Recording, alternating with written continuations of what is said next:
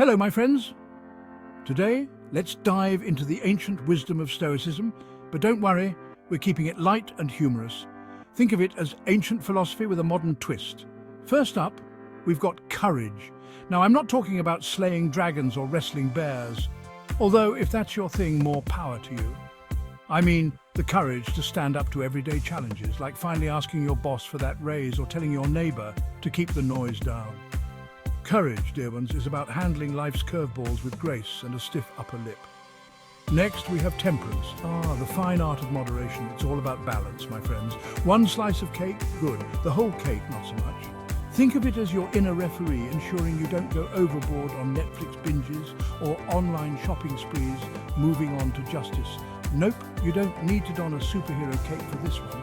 It's about fairness and treating others with respect. Imagine you're dealing with a pesky co-worker. Instead of plotting their downfall, maybe try a little empathy and understanding. Justice is all about making the world a better place, one kind act at a time. Finally, we have wisdom.